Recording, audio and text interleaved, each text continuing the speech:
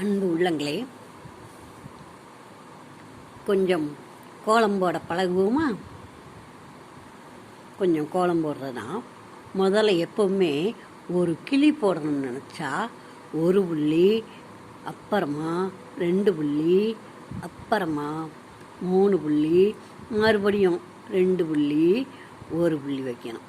ஒரு கிளி போடுறோம்னா கிளி போடுறதுக்கு இந்த மாதிரி புள்ளி வேணும். புள்ளி வந்த பிறகு இது என்ன செய்யணும்? இப்படி இழுக்கணும். அதுக்கப்புறமா இப்படி இழுக்கணும். புள்ளி இப்படி வச்சுட்டு இப்படி இழுக்கணும். இதை தலையாக்கணும். இதை இப்படி போடணும். இது இப்படி போடணும். இது கொஞ்சம் நீட்டி இருக்கணும். இந்த கிளிக்கு இங்கன வாய் போடணும். இப்போ இது கிளி. ஆண்கிளியாக இருந்தாக்க இப்படி ஒரு கோடு போடணும். இல்லாட்டினா பெண்கிளின்னா கோடு கிடையாது. இந்த வட்டம் உங்களுக்கு எப்படி போட முடியுதுன்னு சொல்லி பார்த்து போடணும். இதுதான் கிளி போடுறதுக்கு ஒரு முறை. இதில் இங்கேருந்து ஒரு கால், இந்த கால் இப்படி வளைஞ்சிருக்கணும். வேணும்னு சொன்னால் மரம் போடணும்னா இதுக்குள்ளே ஒரு கட்டை போட்டு இப்படி இலை போடணும்.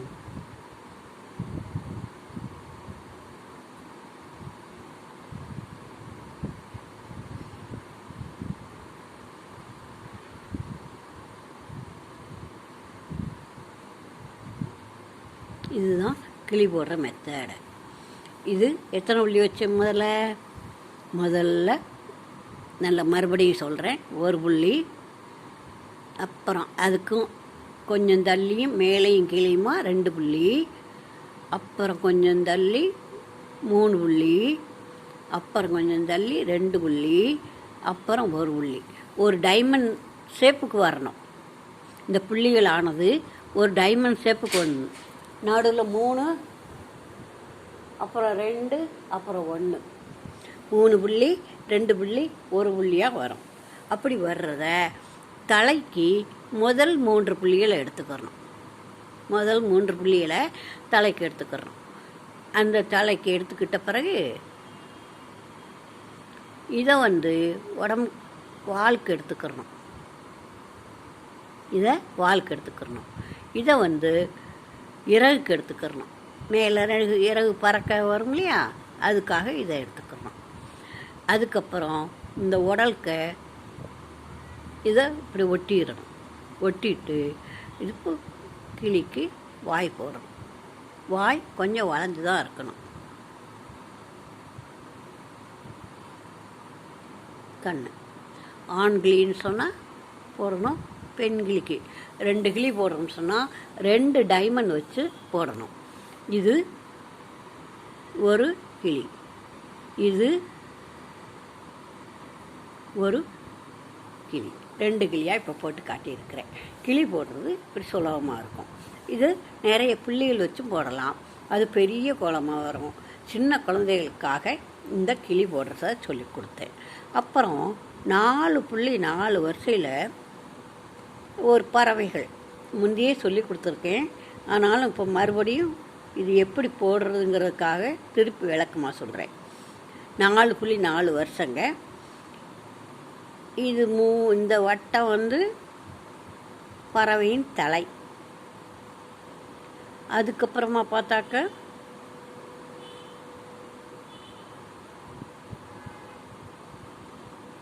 இதில் இந்த 3 புள்ளி விட்டுறணும். அது குட்டி குஞ்சு பறவையினுடைய சிறகுகள். அதே மாதிரி இந்த 1 புள்ளியை விட்டுறணும். அது என்னன்னா அது காலுக்காக இப்படி போடணும்.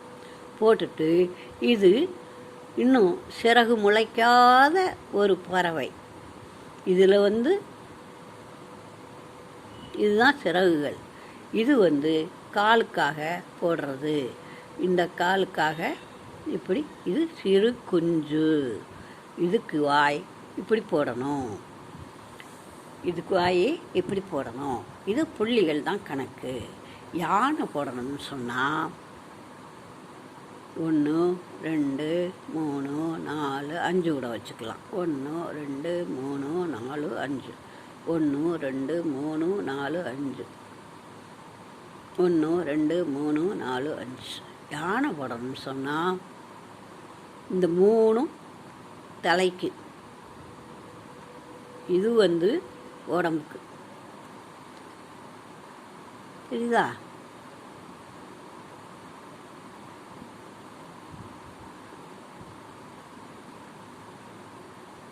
இதில் இப்படி வரணும். இது ஒரு கால், இது ஒரு கால். அதே மாதிரி இது ஒரு கால், இங்கே வால்கிட்ட ஒரு கால். இது காது, இங்கே கண்ணு. இது அதனுடைய மேலே இருக்க துணி மணி. இப்படி போடணும். யானையை கொஞ்சம் ஓரமாக போட்டேன், அதனால் லேசாக இருக்குது. ஆனால் யானையை இப்படி போடணும். 5 புள்ளி 6 புள்ளி கூட வைக்கலாம். இதே மாதிரி பறவைகள் விலங்குகள் எல்லாமே போடுறதுக்கு புள்ளி வச்சு தான் போடுறது பழக்கம். இந்த கோலங்களை நீங்கள் போடுங்க. ஓரமாக போடுற கோலங்கள் பாதை ஓரத்தில் போடுறதுக்கு, படிக்கட்டில் 2 பக்கம் போடுறதுக்கு சும்மா வளைச்சி மட்டும் போடாமல் என்னென்ன டிசைன் போட முடியுமோ அதெல்லாம் போடலாம். என்னென்ன டிசைன் போட முடியுமோ அதெல்லாம் இப்படி போடலாம்.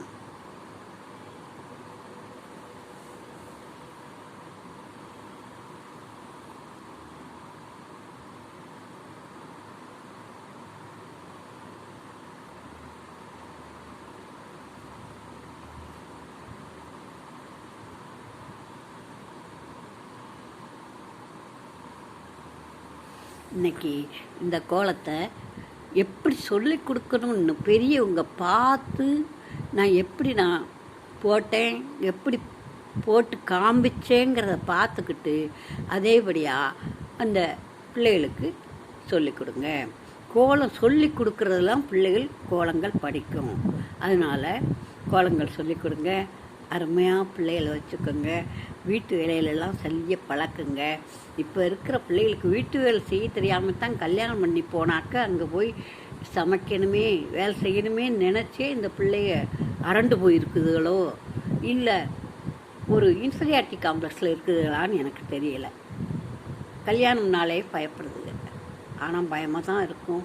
ஆனால் முக்காலத்துலேயும் எக்காலத்துலேயும் அதுதானே பழக்கம். முக்காலமும் எக்காலமும் கல்யாணம் பண்ணி மாப்பிள்ளை வீட்டுக்கு போகிறது தானே பழக்கம்.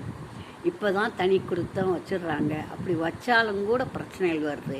ஏன்னா சமையல் பண்ண தெரியலை, குனிஞ்சு நிமிந்து வேலை செய்ய பழகலை. படிக்கட்டுங்க, குனிஞ்சு நிமிந்து வேலை செய்யவும் பழக்கணுங்க. எடுத்த பொருளை எடுத்த இடத்துல வைக்கணும், குனிஞ்சு நிமிந்து வேலை செய்யணும். கொஞ்சம் வீடு அசுத்தமாக கிடந்தாலும் தூக்க துடைக்க பழகணும். தன்னுடைய பொருட்களை உடைகளை துவைக்க பழகணும். அடுத்தவங்க தான் துவைச்சி தருவாங்கன்னு எதிர்பார்த்துக்கிட்டு இருக்கக்கூடாது. இந்த மாதிரி வேலைகள் எல்லாமும் செய்யவும் பழக்குங்க.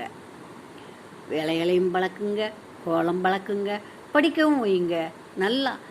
ஆனால் என்ன பெண்மையோடு இருக்கணும். ஆண் பிள்ளையை போல் வளர்த்துட்டு அதுக்கு அடுப்படியில் போகணும்னாலே பயம்னு வந்துடுது அந்த பிள்ளைகளுக்கு.